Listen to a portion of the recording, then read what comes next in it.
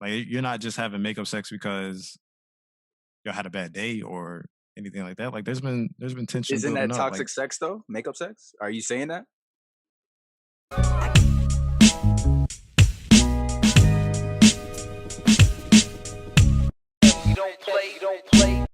Before we get started on today's episode, I'd like to introduce to you our Black-owned business of the week, where we showcase quality Black-owned businesses for you to support every week. This week's business is JoParr Transport, co-owned by Terrell Johnson and Bracy Parr. At JoParr Transport, they pride themselves in offering reliable bulk material hauling in the Hampton Roads area.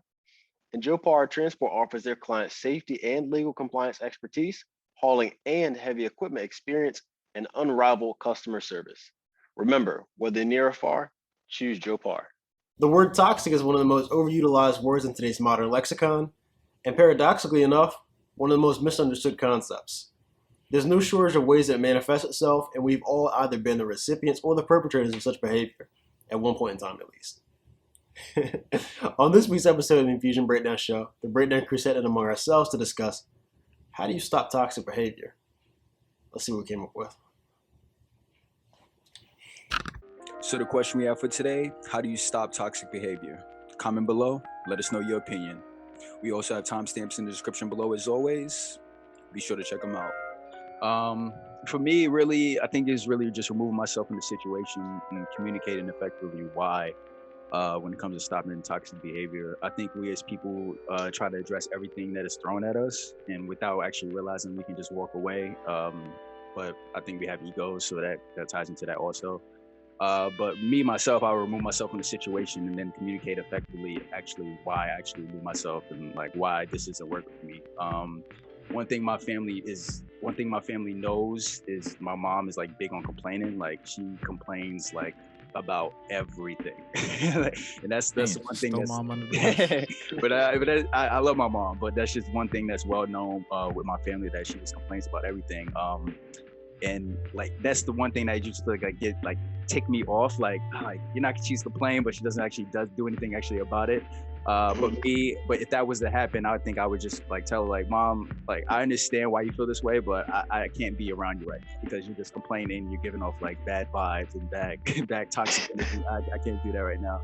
And I think like how I communicate that is important too, because like your tone and how you actually say it.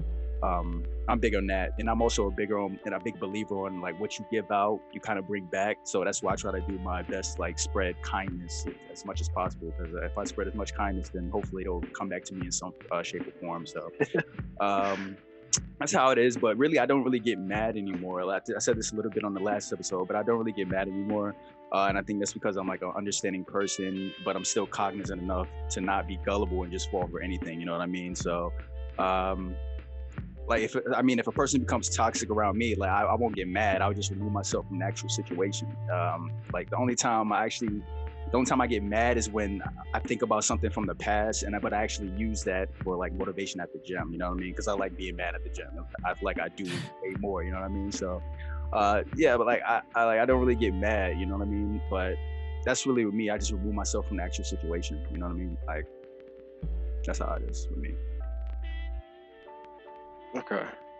What when you say toxic behavior, what behaviors do you have in mind in particular? Because toxic, I think it's one of those buzzwords such as normalize, such as introvert. Like a lot of these words that people really don't understand the meaning of. They can kind of ballpark it and approximate something, but I feel like there's so much more that goes into quote unquote toxic behavior than what most people realize. Yeah, I definitely agree. I think it's part of it is just being negative, being manipulative, having some type of control in it too. But yeah, I do.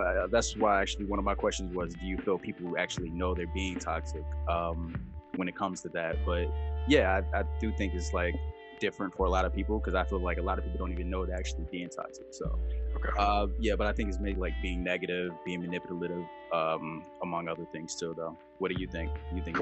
Could we circle back to that? Yeah, sure. About what you said about, do we think that people know that they're being toxic? Mm-hmm. But as far as toxic behavior, dude, there's a long list that I just found online, and I was just perusing the list. This is about 30 items, and I was guilty of a lot through various stages, and probably still am to a degree.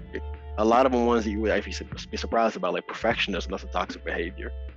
So, I mean, even the things that are quote, I can drop the link to you. I'll post it to you in the chat here. You can view it while we talk or afterwards. But yeah, this is just something I had looked over and just to see if I approved of it and if I could see whether or not these things did actually seem like they were toxic, or it could be. And manipulation, that was, even before I looked at the list, manipulation, I feel like that's probably one of the biggest ones that I was guilty of, in the sense of I always felt like I had to outsmart people and would try to engineer situations. And you can do that, but it's very energy consuming. Like, you have to constantly be on your toes and thinking about what this person does. I think I would need an example as far as what you mean by in that situation. How did you? Because I do agree with you that it could be work somehow, sometimes, but not all the time. Like sometimes. Yeah. Okay, I'll say like just a vague example, because I can't think of specific instances, but I know I've definitely been guilty of it. Is thinking that you know better for someone than they actually do, and trying to alter their perception or the situation so that they do what you want. Okay. So essentially trying to be Geppetto pulling strings, and like I said, worse things, but yeah, definitely. Huh? I guess there's worse things, worse ways to be toxic. There certainly are. Yeah, there certainly are. Or I guess one example would be not being forthcoming and giving people certain information to give them put them on a perception of something. So like something really stupid. There was this girl I was dating, and I had told her we were out and we had just went to get pizza, and I told her I didn't want to eat in the car because it was gonna make a mess. And in actuality, I didn't want to eat in the car because I knew that if we ate in the car when she dropped me off, because this is back when I was at university and she had happened to drive that day, I knew that when she dropped me off, she was gonna leave because she couldn't stay. So I just wanted to spend more time with her. So instead of being outright and forthcoming and saying that I wanted to spend more time with her, I said that I didn't want to eat in the car. And then as a result of that triggered something in her, because she thought that I was trying to control her, because she had been on dates with guys previously that they were like, okay, no, you're gonna get the salad and stuff like that. So I ended up kicking myself in the ass. We were able to overcome that, but ultimately, I guess that was a really trivial example of me trying to engineer a situation, because there was an ulterior motive that I wanted, even though it wasn't something bad. That's one of the biggest things I think about toxic behavior. People don't always realize just because it's not quote unquote bad, it's still toxic.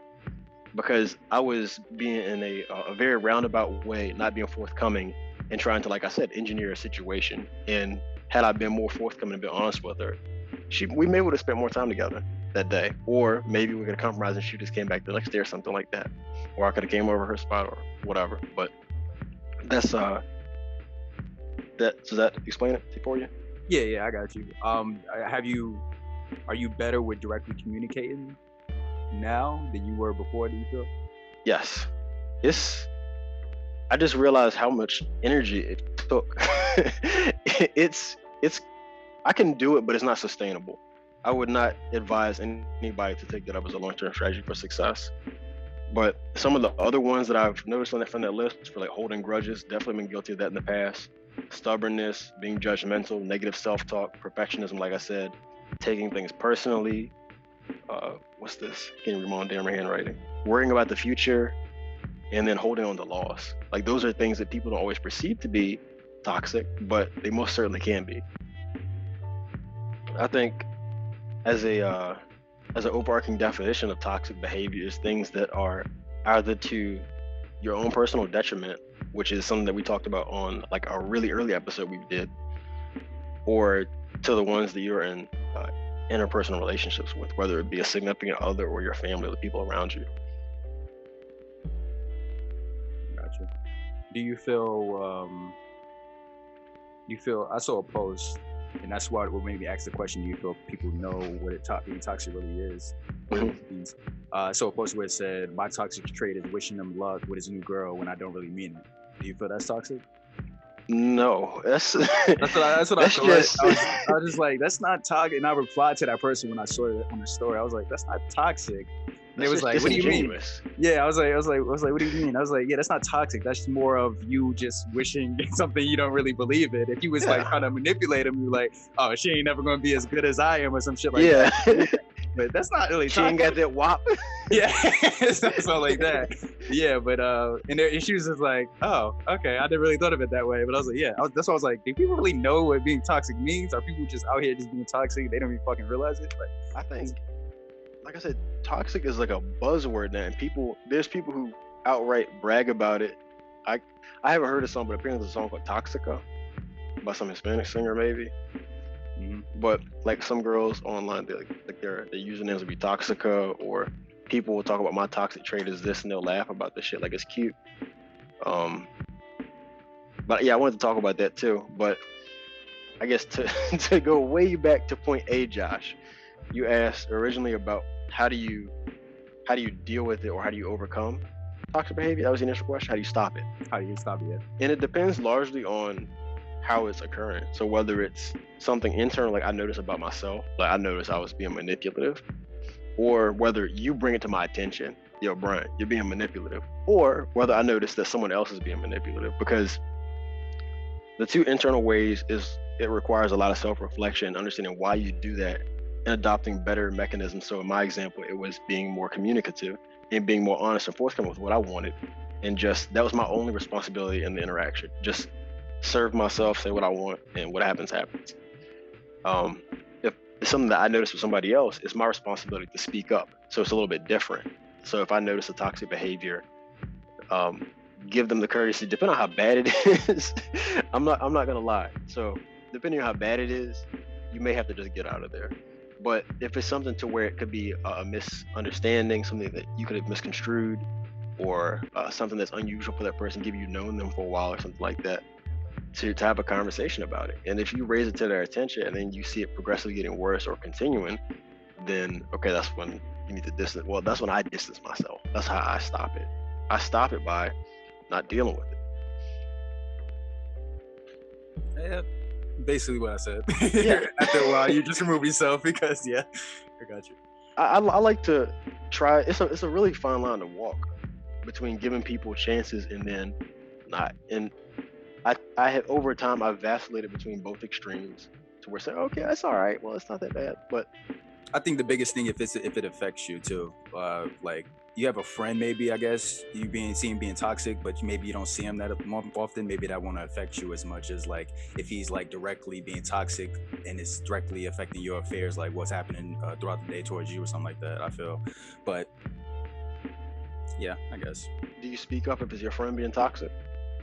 Yeah, I try not to hang around toxic people, but yeah, I definitely speak up. Definitely. Like I'm saying, like if let's say if it was me or Des and we had some kind of toxic behavior, one of these many virtues that I listed off, or something else that was on the list, and you saw that we were behaving in that way towards, let's say, our significant other, maybe our girlfriend or somebody else in our lives, and you knew about that, would you raise it to our attention, or would you just be like a laissez-faire type of person? Yes, I would raise it to your attention, but I would say this: I would never really, I wouldn't say expect, but I would never think you two would be toxic to the point where I have to speak up, because I know you two are smart enough to realize, like, oh shit, I should not be doing this. Like, and I think part of, and I was about to say, I think part of that is morals too. Like, you have the right morals to think, like, oh wait, no, should I be manipulating this person to trying to do this? You know what I mean? I think you have the smart thought process. So, but yeah, if I had a friend that I do feel would be toxic, I would definitely speak up. Then. Yeah, you communicate it to them. Like I said, you communicate it to them, and then they change. But I mean, I try not to hang around those people, like I said, in the first place, or remove myself from those people in the first place. You know. So yeah.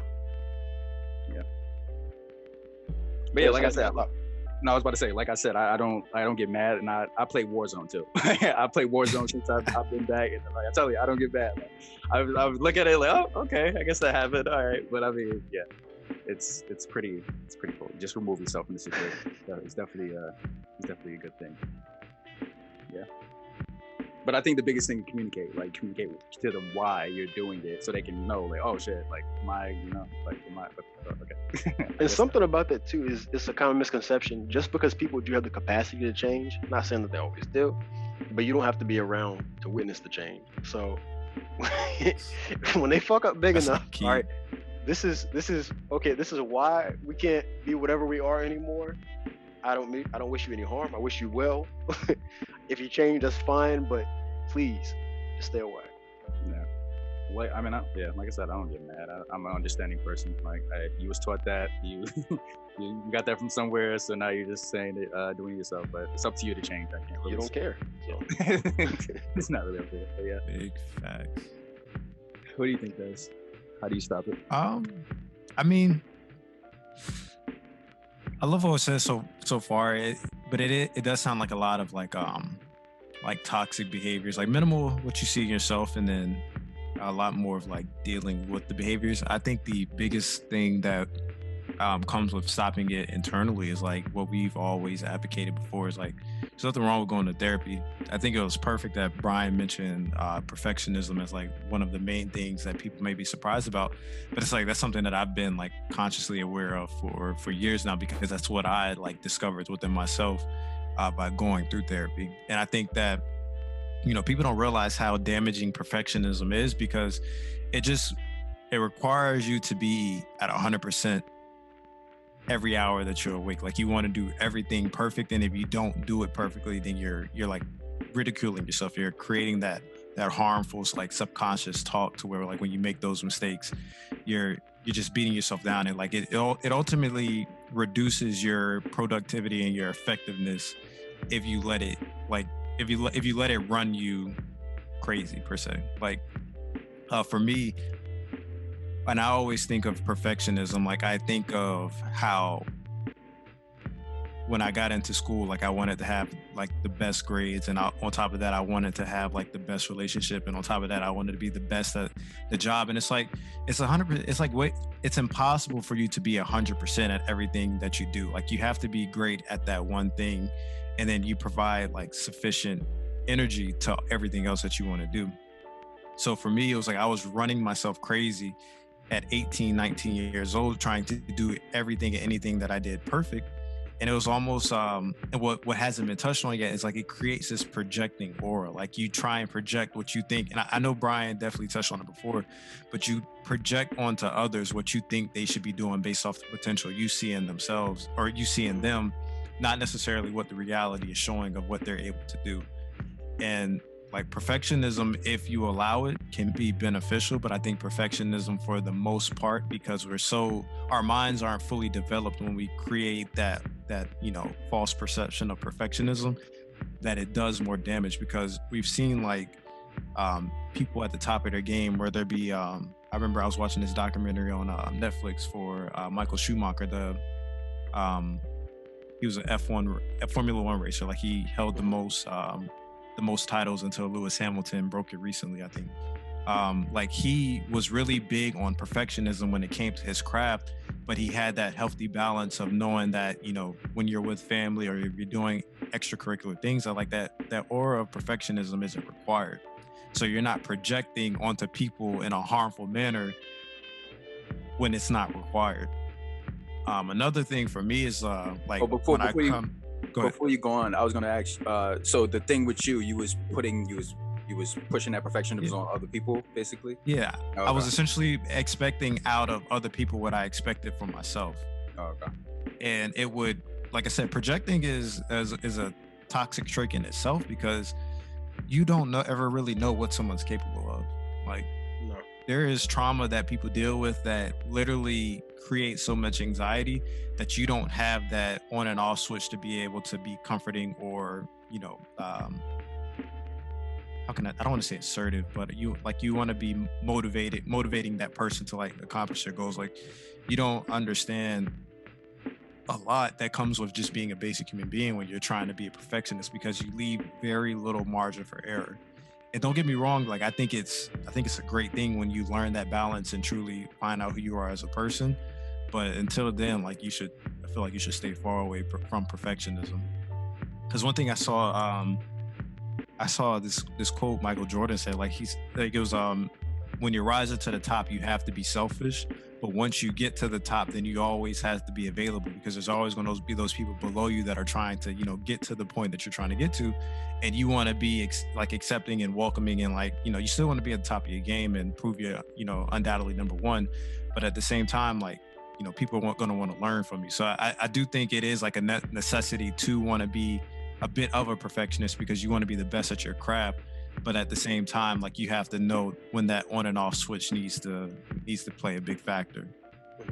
uh, I would say the other thing that comes with toxic traits is we've talked about a lot. It's the little lies that you try and tell to manipulate a situation. Brian, you touched perfectly on that. I think another thing that we could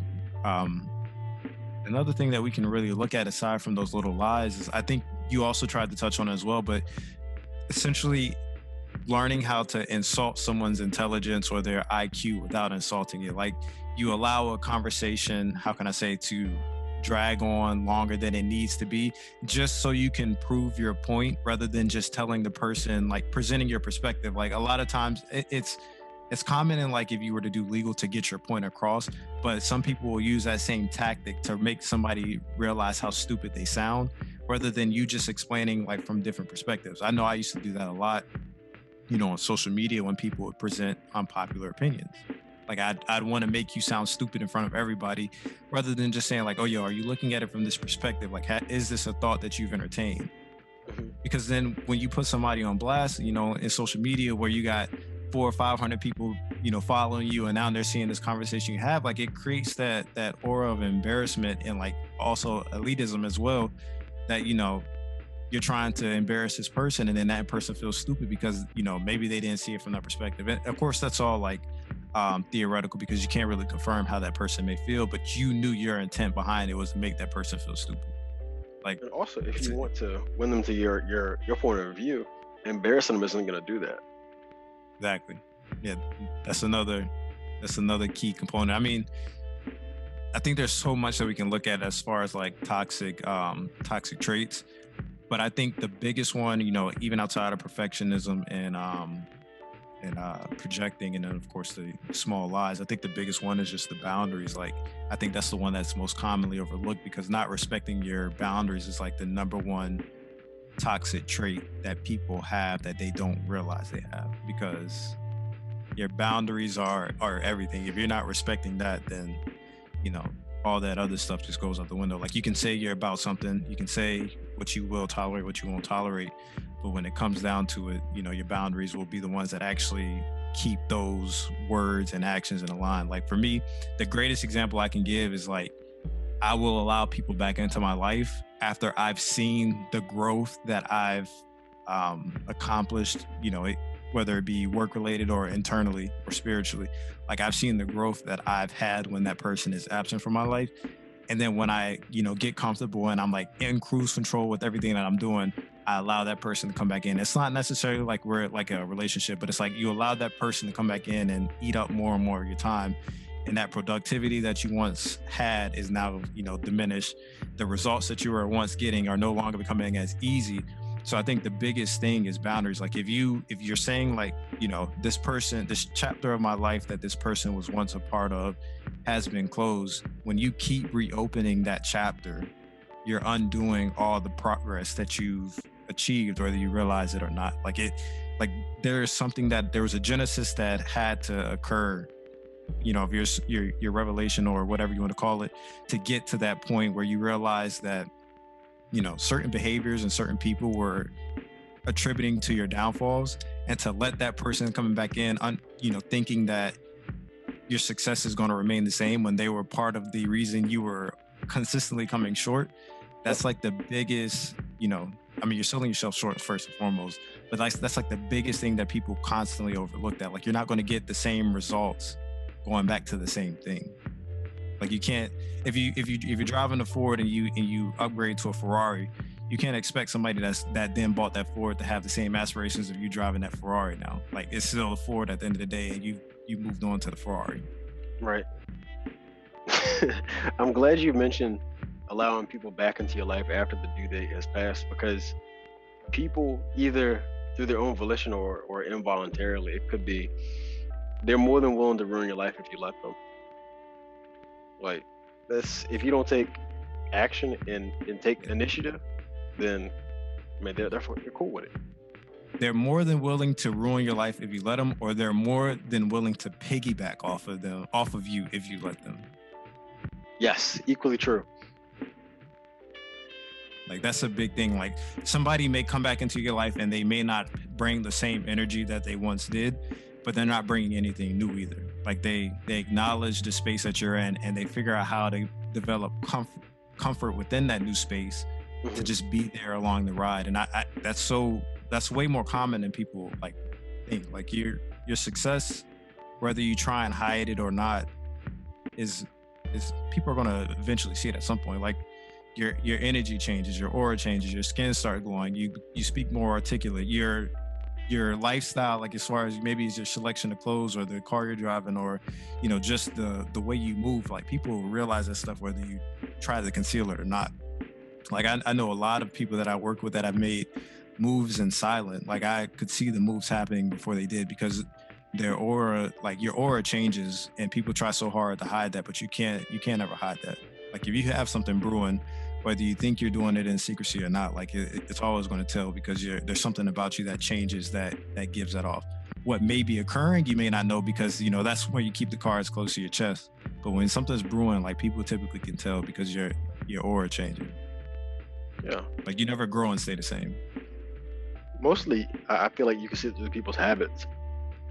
Like if I notice every time I'm talking to you, you've been yo, Des, what you up to? Oh, I've been studying Portuguese or something like that. Like if I keep hearing that, it's just like, damn, this man is getting cultured. Bro, next thing you know, it's like, I'm going to Madeira Island, and it's like, damn, what the fuck has he been doing that to be able to go to Madeira Island? Oh, he's been studying Portuguese. Like, right. There's breadcrumbs that always leads to the full loaf. Have you guys had like one of those people in your life that was been I guess you say toxic to the point that they was like just feeding off of your energy, that you had to like, I guess, step away from them and then come back to them? Have you guys ever had that? Because I know, Brian, you mentioned like you had a friend that was like was taking more than he gave, I guess you could say. I think you said something like that. When? Like you had to release a friend. Remember you said something about you had to stop being friends with one of your closest friends or something like that? Oh yeah. It was the girl that I was cool with. I was about to say, was I bugging? Was I that? Nah. I'm trying to figure out like how the hell does that situation fit into this? Oh yeah. Nah, the situation there was just I guess unequal effort put into the friendship, and the choice that was made. She valued her boyfriend, who did not treat her well, over the friendship that we had. So, I mean, I never crossed any boundaries when we were friends, but because it made him insecure, then she decided that that's the. So it was a whole bunch of toxic shit going on in the first place. Yeah, I don't know if I was exposed to toxic behavior there, but that's what happened, Josh. They could have been toxic to each other. They probably were. That's what I was saying. That's what I was saying. Because you said he was insecure, that she was friends with you. Okay, yeah. So, okay, so insecurity is definitely toxic. Yeah. So I was like, I got you. Yeah. Have you ever had that, Des? Like, yeah, for sure. I think when you're in that negative space, like I've fed off of toxic people and toxic people have fed off me. Like it's when you're in that space and you're like not realizing just how of a detriment you are to yourself and how much of a detriment that person is to yourself. Like it's the same concept as like the rat race. Like toxic behaviors come and go if you allow them to,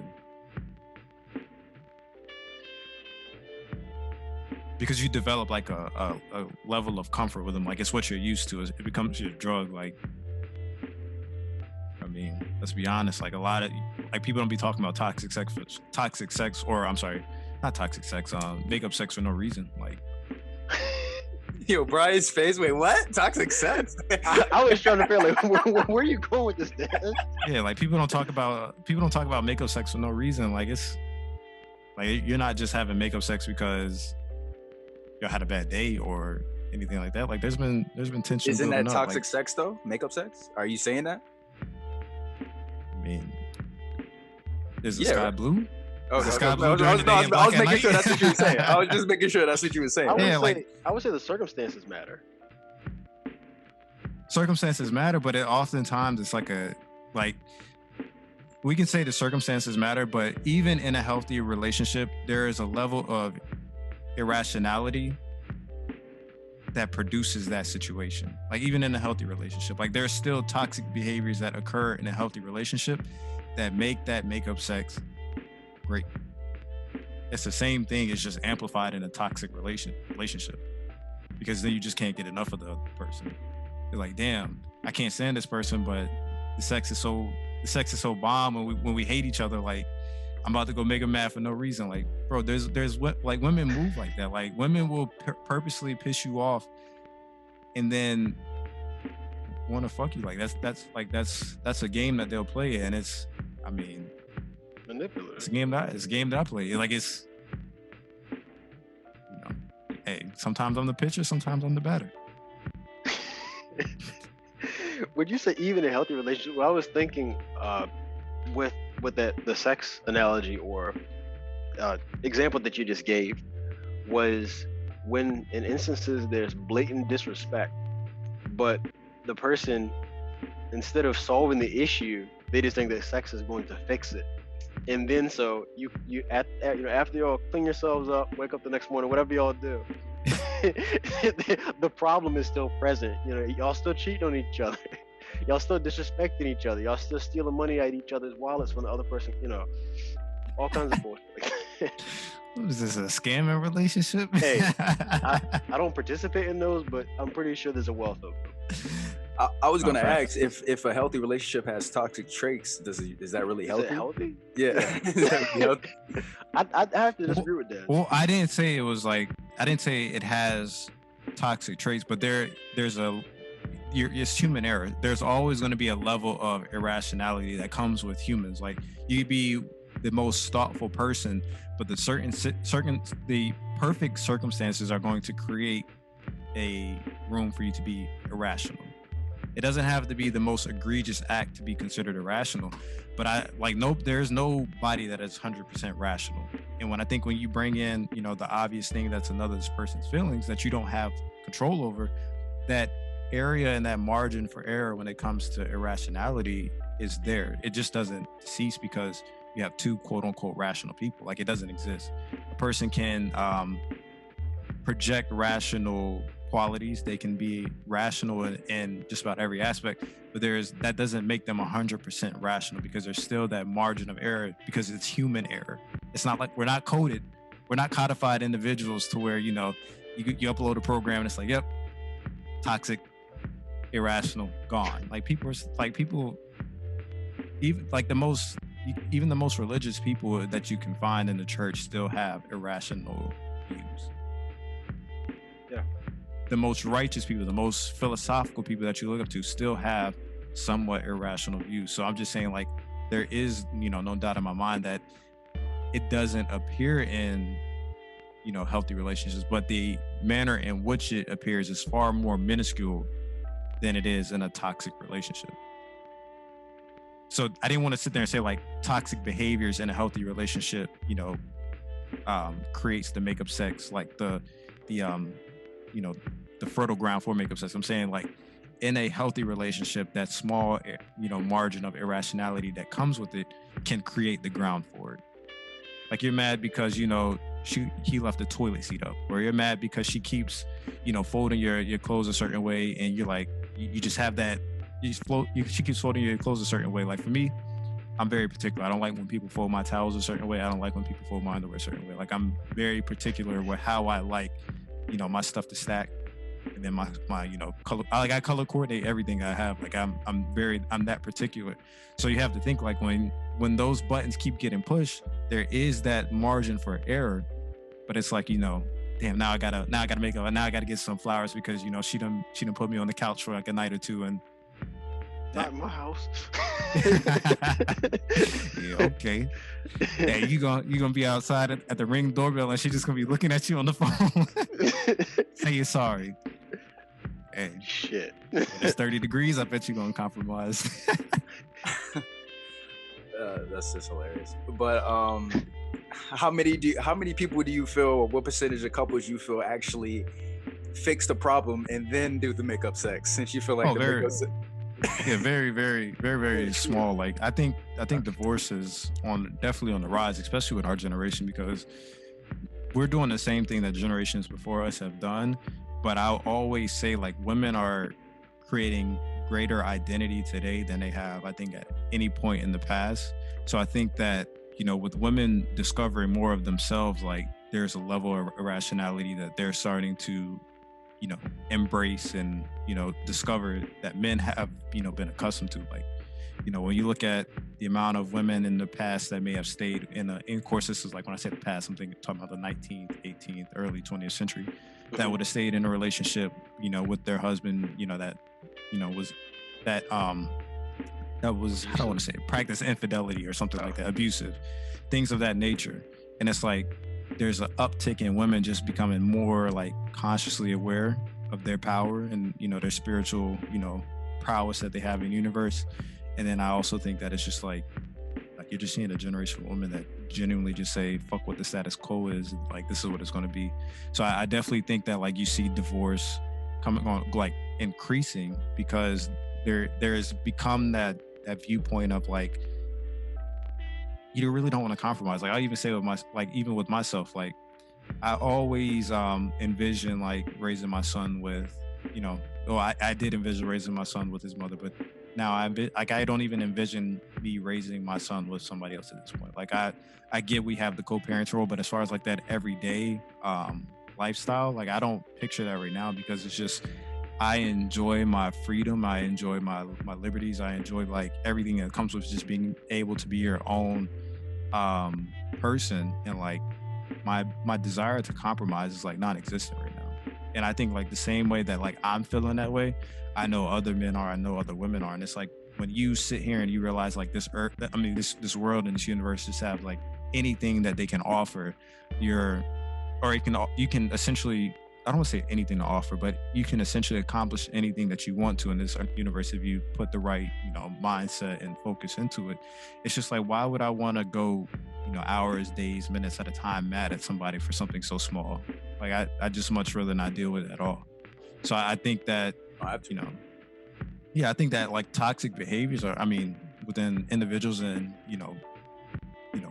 couples themselves, like I think it's on a rise, because we're entering like I think like kind of say we're entering a age of like awakening, where like people are truly understanding, the power that they have as individuals. And I think when any person realizes like the power they have as an individual, they're dangerous not only to the world but to themselves, because they can either abuse that power or they can, manifest great things from it. So like I know that, and I know, a lot of men, women, even children are understanding that. And so it's like, why deal with something if you don't got to deal with it? There's so much you can do in this life. Why deal with it? Do you guys feel culturally we have a problem with our perception of toxic behavior and the way they stratify it? So with the example being, we have, as far as I can tell, we have the obvious examples there, as we touched between the two of us just then, with abuse and infidelity, that seems top tier. And then you have like the manipulation and stuff, that's where like the lines are a little bit blurred and people allow them to various degrees and oftentimes overlook them. And it's funny what you were just saying about boundaries. First, I'll let you guys speak on that. Do you feel like we have a problem with how we perceive toxic behavior culturally? I think 100%. I think you have a lot of online therapists that are neither qualified nor have the study hours to, back their claims, or like I think, we could say the same thing about, people today with COVID and, science. Like, I think we have a lot of people misdiagnosing mental behaviors or mental health issues. I also think we have people misclassifying certain things such as toxic behaviors, or if you want to even go on the rim, is it like anxiety and depression? Like those are things that are oftentimes like misclassified or given incorrect definitions. So I definitely think there's a big misunderstanding of it, because nobody understands the importance of boundaries. Like nobody understands the importance of just knowing how to talk to your brother or sister. Like it requires a lot of groundwork, like just understanding your person. I don't think a lot of people understand their person. A lot of people aren't kind either. They're just aren't kind. Yeah. Not as kind as they think they are, nowhere near as much. Josh, do you feel like people downplay those other toxic behaviors as to be lesser or not as detrimental? even though it isn't something like manipulation and yeah. we talked about.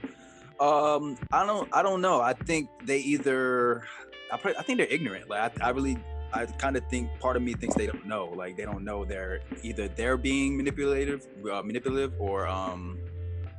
like they're being manipulative. But I just don't feel that way. Yeah, and what you said culturally, do you mean like as Black people or just as the United States? Like as people, like our generation or people in our immediate hemisphere, not as Black people, but do you feel like it afflicts Black people more? No. I was just curious because I don't think it has to do if you're Black or white or anything like that. But yeah, if you're talking about like United States, it's possible. It's definitely possible, but I don't know. But I don't know as far as like the actual like answer that like I don't know if you can. I might have to agree with Des and say yes, but I don't know. Like I have to get more knowledge about that. You know. I think we really do downplay the other behaviors, and we're more willing to permit those kind of behaviors and tolerate them. But Des, it's funny you had mentioned boundaries, and I'm glad you did, because I saw a post earlier today and I saved it, and I didn't know it was gonna come in handy. And so it's really simple. It just says, this is a tough line to draw. And it's just a plain line down the center of the page. And it says, sticking to my boundaries and following my values and honoring who I am as a person. And on the other side, it says accepting influence, offering compromise, and having flexibility as part of being in a relationship with others. So how do you all go about navigating that? Because, I mean, the post isn't omnipotent, but as far as I could tell, it's very true. It's a very difficult line to navigate. As far as a relationship goes? With other people, I mean, in general. I mean, relationships, sure, but even with us, there's boundaries. I think for us, it's just like we have a profound respect for each other, so it's known knowns. Like that comes with what we can and can't do as far as, you know, men that come together and do a podcast, you know, weekly, bi-weekly, and collaborate on other, you know, initiatives. Like I think there's just known things. Like we've been doing this for 2 years. We have a great deal of respect. So it's not like we really have to. I said 2 years? It's been 2 years. 2019? 2018.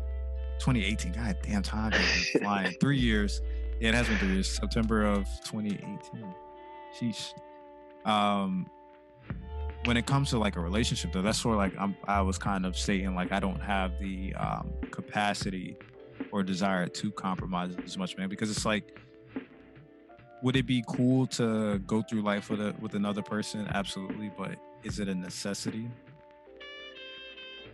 At this day and age, with the way we process stuff and the way, you know, our minds are consistently, you know, digesting information, it seems like a lot harder to do than maybe it did 20 or 30 years ago.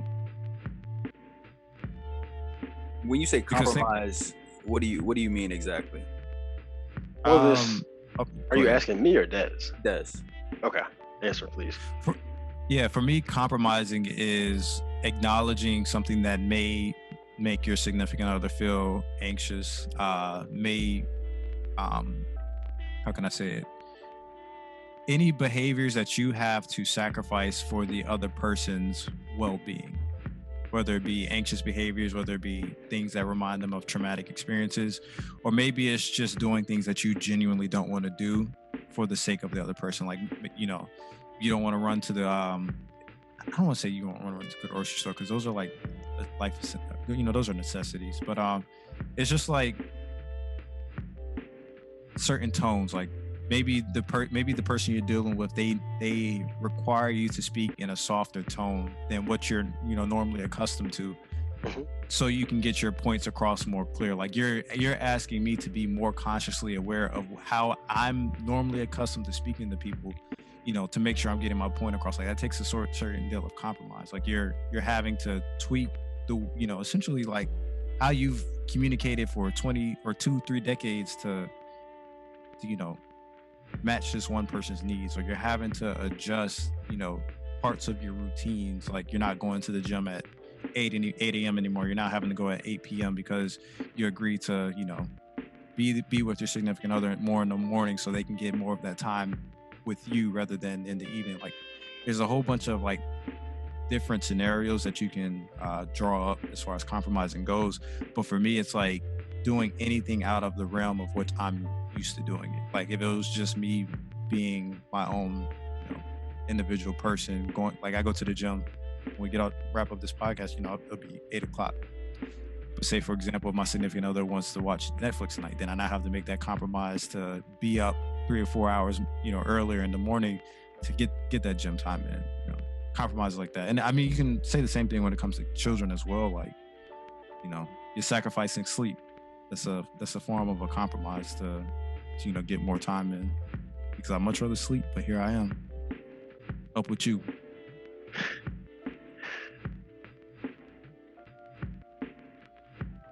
Of course, my examples of compromising are going to be different because it varies for some of us. Like, I don't want to sit here and say like, oh yeah, you can't cheat anymore. That's a form of compromising. Like, no, that's just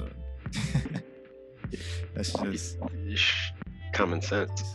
Well, I wouldn't say common sense. For It's most more respect. It's more respect than anything. So, it's. It just sounds like you're saying that it's hard to find somebody that's on the same level as you. Basically, is what you're saying. It's hard for me to be accepting of anybody at this point. Like, I just enjoy my space that much. Like, I can find somebody without a doubt that's at my level. Like, I mean, like, don't get me wrong. I am very cognizant of the levels and tiers and all of that comes with women we deal with. And then, of course, vice versa with women and the men that they deal with. But it's like, I just don't have that desire. Like, I entertain the thought, like, oh yeah, being in a relationship or fucking on the weekend, like that sounds cool. Like, but then it's like, do I really want that commitment? Like, do I really want to be responsible for somebody else's emotions? Like, if I just decide, yeah, I'm not feeling it somewhere. Like, I have these I don't want to say mechanisms, but I have these boundaries in check to protect myself. Like, I know for a fact that I don't want to date anybody because even if it is just like sex at that moment, like, I don't want to be responsible for their feelings. Which, like, yeah, like, I'm tired of doing this because that's what it's going to be. Like, I have so much stuff like that I have to, at this point in my life, get right up here before I want to start welcoming somebody into that space. Like, it's like, I just moved into a house 2 weeks ago. I still have boxes, stacked up to the wall. And then I'm bringing a shorty over and I'm trying to build a home with her. I haven't even built my own home yet. And I'm trying to build a home with somebody else. Like, is that like train of thought? Like, I haven't even built my foundation. So why would I want to welcome somebody into shaky grounds? Like, I still know who I am as a person and what it is I want out of life. But I'd much rather be, a quarter of the way there than, 15%. And then trying to welcome somebody to get to that other, like the thought of it is cool, but the commitment that comes with it is just not something I'm open to right now. And I'm glad that you bring that up as well, because to add on to that, not everybody is worth compromising for. In the same vein of chivalry, I mean, there's gradations of people, and not everybody's worth it. And so, for I'm in a similar space is because I enjoy my own personal space. I've lived on my own for years now, and I was having the same thoughts or a similar thought process the other day, and I was in my room. And I was just going to go somewhere. And then I thought about just the prospect of having to ask or clear the fact that I was going to the gym or what we were doing that weekend. And I felt disgusted. Like, don't get me wrong. I understand, like, for the right person and your lifestyles may match up or similarly might not be as bad. You'll be willing to compromise for a certain individual. But largely, like, this is something I'm willing to fight for. I've curated a life for myself that isn't perfect by any stretch of the imagination, but I try to maintain a certain level of peace, and I'm aware of myself and know what I need to do to keep that standard upheld. And so, like, the kind of things that I've identified as non-negotiables, in some instances they may be extreme, they may be unreasonable. I might have to revisit it. I think it's a constant evaluation process when you are thinking about your boundaries, but it's hard and it's scary. I had that thought many times.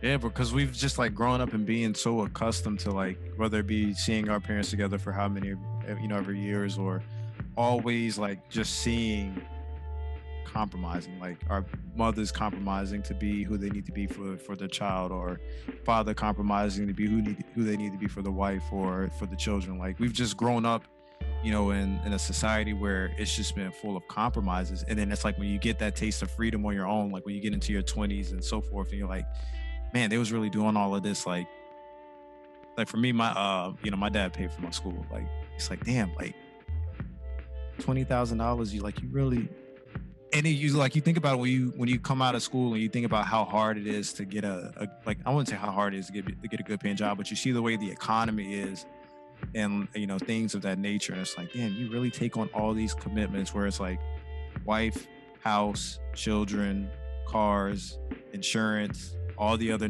you know, small bills that you have to think about. It's like, you know, that's a really big compromise you have to make to want to take care of, you know, an entire family and future generations, rather than just being by yourself. Like, don't get me wrong, like there's gonna be a point where like I'll you know, I'll wear that hat with extreme like pride, but it's like when you're 20 something, you're like still figuring out the world. Like it just seems like such a I wouldn't say daunting task, but it's just like something you just should just be consciously aware that you're not ready for. Yeah. And I think we oftentimes overlook that. It's like, for me, if I didn't have Lucas right now, like I probably would be, you know, way more open-eyed when it comes to compromising and with women and things of that nature. But it's like, yo, I got a kid I got to take care of. Like, I ain't trying to argue with you at 6 p.m. on a Friday when I could be chilling with my man on the couch watching Cars, or, you know, we go to Cloud9 or go do something cool, or go by the lake and throw sticks in the water. Like, life is so simple being by your lonesome to like have to compromise. So don't get me wrong, like there is always that right person, but you go through a lot of wrong people to find the right person. And that's just like what I'm like, I'm good. And it's my time, and I have like the mental space to, you know, forward people those opportunities, because at the end of the day, it is an opportunity, like, you know, for the person that I would be dealing with, and then for, you know, vice versa, like me dealing with that person. But it's just not an opportunity I'm looking to capitalize on at the moment. You talked a lot about the negatives of compromise, and like I feel that same way as well. But I also acknowledge the converse of that, and it was described brilliantly to me by one of my friends' dads. We were helping him move out, and he would make a joke to his son, which is my homeboy. He made a joke to him about having to take care of his ass for 18 years, and then he's helping him move or something like that. And he was like, and then so we was all laughing. But then when I was walking the steps next to him, he said that it's he said he was joking, but he was serious. Like, it is a lot of work, but it's one of the most rewarding things. So just from the perspective of like you undertaking a lot of responsibility, if that's really what you want in life, that is the foundation for a lot of happiness. Like, it is being that you're a willing participant. Like, nobody's forcing you to be married, to have these kids, to take care. Like, I'm pretty sure, like, if I was to ask your dad one of the most rewarding things he's done and accomplished in his life that he's proudest of, probably you. Without a doubt. And like, I don't want to sound too much like I'm a pessimist as far as love goes. Like, I think love is one of the most beautiful things in the world, but it's like, you also have to be consciously aware that, one, are you willing to be loved? And two, are you willing to love? Like, you have to be willing to be loved to essentially provide love. Like, it's a two-way street. It's not a one-way street. And like, I think a lot of people get that confused as well, because it's like, yeah, I could be so willing to love, but if you aren't willing to let someone love you, you're damaging that person, because what they would essentially be doing to get certain reactions or experience certain emotions, like, you're depriving them of that feeling of satisfaction and that, you know, those dopamine hits that come with, hey, you bringing flowers home and like getting that big smile. Whereas if you're not in a space of love and somebody brings you flowers and you're not in a space to receive it, it's like, well, damn, what the fuck am I even doing? So I think love is one of the most brilliant things, but I also would say, with the same token, like me, I've taken the unconventional way. Like, I had a kid out of wedlock. Like, I'm still developing my skills and my crafts to be successful. Like, the bill just doesn't fit for a relationship, because I know for a fact if I were to welcome a relationship at this point in my life, a lot of toxic traits would resurface. Because, and I told you, we talked about this off of the off air, but I think I like constantly revisit this thought. The absence of toxic situations does not allow you to heal from them. It just revisits when they begin to resurface. So you don't learn to deal with toxic situations in absence. You learn to deal with it when you continuously have to check yourself and your boundaries and what you stand on to have the appropriate reactions when those situations arise. Like Josh, we could say, for your example, like your mom may be complaining, but you've had to learn how to communicate yourself in an articulate manner that doesn't hurt her feelings or that doesn't rub her the wrong way to where you may seem ungrateful or whatever. Like, you didn't learn to respond to her by just sitting in your room and being like, you know what, next time she says this, I'm gonna say that. Like, and then that situation never occurring. Like, you may think of what you need to do, but you still have to execute at the end of the day. And I think like the execution is the biggest part. Like, you're not going to ever ridicule yourself of ridicule. You're not ever going to rid yourself of toxic situations by just choosing to abstain from, the scenarios that brought them on. Like, you really got to actively heal to get past those points. Like, that's something that's commonly overlooked. Do you guys believe it's possible for a relationship where there's a relationship where two people don't argue? Don't argue. Yeah. I think so. I've heard people say such thing, and I kind of think it depends on how you just describe an argument. So I don't argue with people. Are you saying argue? Oh, go ahead. I'm sorry. Well, I can have a conversation with you and voice my opinion and articulate myself, and then hear what you have to say and adjust. But when I think of argument, I think of people yelling and there's a certain aggression to it, and that's not a game that I play because I know how taxing that it is, and it shuts off the boundary of communication. So by me yelling at you, I don't think this would be any more effective than me doing this, nor am I going to tolerate you raising your voice at me. So don't even try it. So that's not a game that I play, like I said. So I think that if it's two people that have the same mindset and they both have that foundation of respect for each other, absolutely. But maybe you mean something else other than argue, maybe that context of argue or that definition. Maybe you mean something where there's just a contentious conversation where there's two opposing viewpoints. Is that the case? No, I did mean what you said the first time. I was just asking because Des did say like he don't have time to argue with somebody like 6 p.m. on the 6 p.m. in the afternoon when he could be chilling with his son and stuff like that. So I was wondering would it ever be to a point where you guys can just communicate so effectively? Like, you don't argue. Like, she comes to the point where she understands. Oh, okay, Des, you want to go to the gym? Like, we don't have to do Netflix today. That's fine. Like, do you think you could ever get to that, or do you feel it'd always be some type of compromise to the point you have to sacrifice something? I don't want to be too technical in my response, because argument can be just the presentation of two different opinions. Okay. Like, in the legal realm, that's all an argument is. Like, you present your argument, he presents his argument. Like, that's arguments is what I was going to actually say, before I cut Brian, I was going to say, it depends on if it's raising your voice. Like, there are some people that say, the number one rule in their relationship is no matter how mad they get, or, no matter how much you may be frustrated with the person, you'll never raise your voice. But just because you raise your voice doesn't mean that an argument isn't present. So sometimes an argument is just stating your reason, your why. And there's when you have that level of independence, sometimes you don't want to have to explain your reason and your why. Why do I need to explain X, Y, and Z? Even though this would be effective communication in a healthy relationship, it's that why.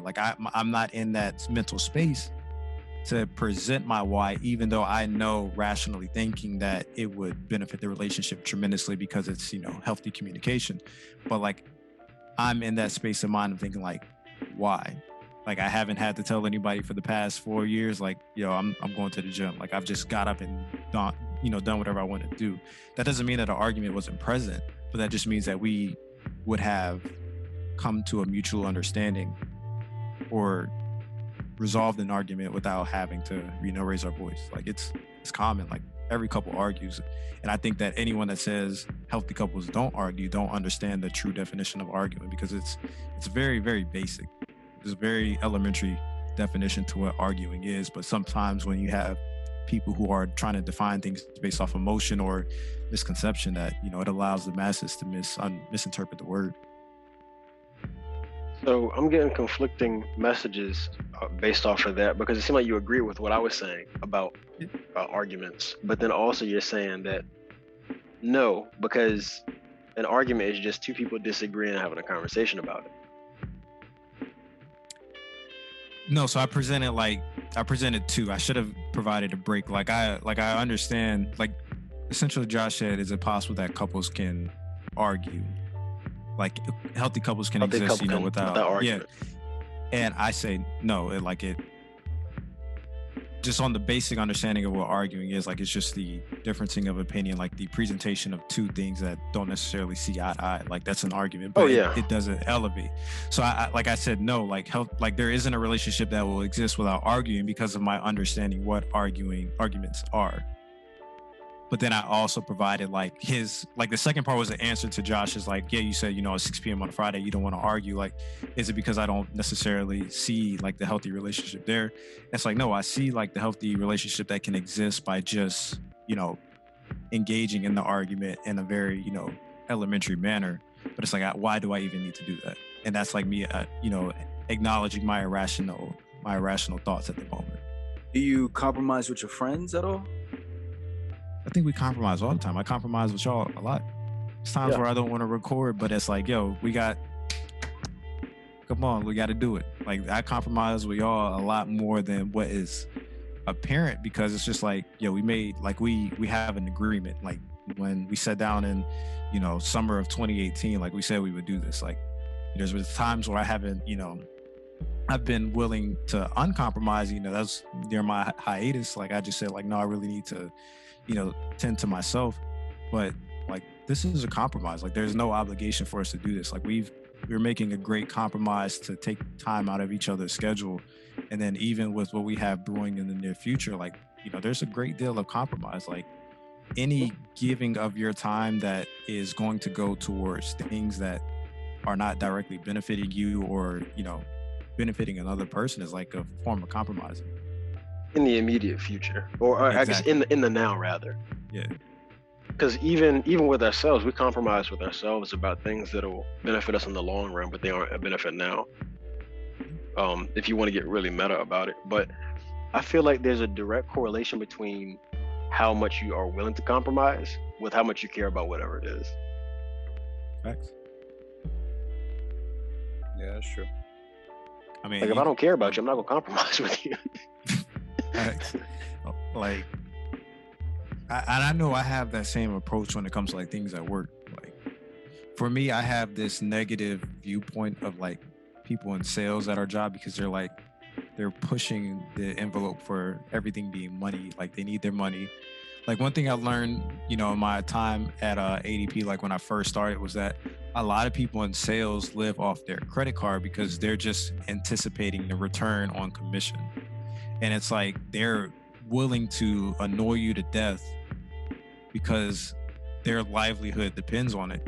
And so like I've always had this negative feel, towards sales where I don't really compromise. I'm like, if you need something done immediately, I'll do it when I got time for it. I don't care who you are. Like you can hit my manager up, you can do whatever. If I don't have time for it, I'm not compromising. But if my colleagues or if somebody from another department needs something, like I'm way more compromising because it's like, I don't know what it is. I just have that maybe it's because when my second job when I was at Autobill, I used to be a cashier. So sales was part of that position. And like, I always hated it, but I loved the money that came with it. So maybe it's like I don't know, maybe it's a little trauma, like doing something I didn't want to do. Undiagnosed trauma. Because I'm an introvert. So if you think about like like there was days that, I don't know if you guys ever drove down Battlefield like 2014, 2015, like there were days we would do 100 cars in an hour. So you can imagine how taxing that is for an introvert to have to sell to 100 people in 60 minutes. Like that's like, it's very, very taxing. And like, there's a lot of things that I did during that time that I wasn't comfortable with, but it allowed me to grow. But don't think that with growth, everything is peachy. Like there's certain stuff that still affects you in a negative way. Gotcha. Anything else you have, Brian? I'm trying to think of a neat way to package this and something that doesn't consume too much time. No. Okay. You got a recommendation of the week for us, Des? Nah, bro. I'm actually I know I said I'm going on we already mentioned going on a hike, but that's gonna be my recommendation again because I don't know if you guys follow me, but I went to Hawksbill Summit and I posted on my story like maybe a month ago now, like the sunset. So I'm actually gonna be going back up there this weekend to actually try and catch the sunset when it's not cloudy because I want to see the full thing from its apex to it falling, smoothly behind the mountain. So going to fucking hike, man, as Josh was saying. All right, you heard it. But if you guys like the discussion, don't forget to hit the like button. We're gonna see you guys next week. Peace. But while you're here, be sure to check out other great content from the Breakdown crew, including previous episodes of the podcast, Joshua versus Movies, Joshua versus Music, and of course, haven't forgotten about my plant lovers, Feel the Love. Just check out this begonia.